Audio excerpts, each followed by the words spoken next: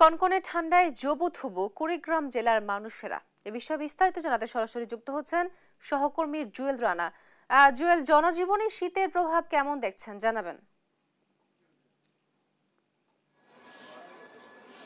তোহা, আপনি যেমনটি বলছিলেন, কুড়িগ্রামে কিন্তু গত ৩ সপ্তাহ ধরে ১১ থেকে ১৩ ডিগ্রি সেলসিয়াসে উঠানামা করছে এখানকার তাপমাত্রা, যার কারণে কিন্তু ঠান্ডার যে তীব্রতা এটি কিন্তু বেশি অনুভূত হচ্ছে।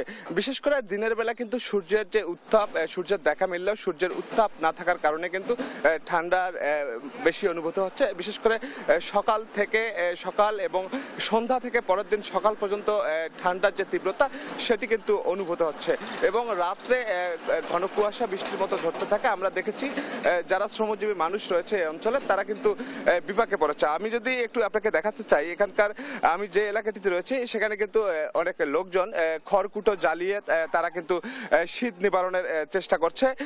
এছাড়াও কিন্তু বিভিন্ন আরেকটি তথ্য আপনাকে জানিয়ে রাখি, যেহেতু বড় মৌসুম চলছে, এখানকার যারা কৃষক রয়েছে তারা কিন্তু বড় বীজতলা তৈরিতে আসলে ব্যস্ত সময় পার করছে এবং ঠান্ডার কারণে অনেকের বীজতলা কিন্তু সাদা এবং লালচে হয়ে গেছে।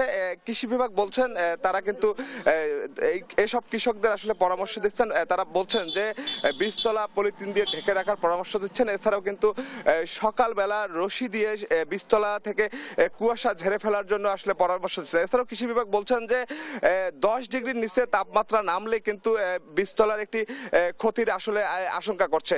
এছাড়াও আমি এখানে একজন রয়েছে, আসলে আমি যদি একটু কথা বলতে একটু, আসলে আপনি একটু বলবেন যে কেমন ঠান্ডা দেখছেন, কি অবস্থা সব মিলে?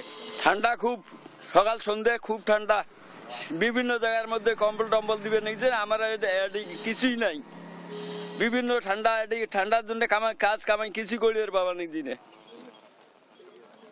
তোহা, আপনাকে জানিয়ে রাখি, আজ জেলার সর্বনিম্ন তাপমাত্রা রেকর্ড করা হয়েছে 11.4 ডিগ্রি সেলসিয়াস। এছাড়াও কিন্তু স্থানীয় যে প্রশাসন রয়েছে তারা কিন্তু বিভিন্ন উপজেলায় শীতবস্ত্র হিসেবে কম্বল বিতরণ করছে, তা কিন্তু প্রয়োজনের তুলনায় অনেক কম। এছাড়াও কিন্তু আমরা বিভিন্ন সময় দেখে আছি যে সরকারের পাশাপাশি বিভিন্ন সামাজিক সংগঠন কিন্তু কুড়িগ্রামের যে চরাঞ্চলগুলো রয়েছে সেখানকার যে শীতবস্ত্র বিতরণ করে তেমনটি কিন্তু এবার চোখে পড়ছে না।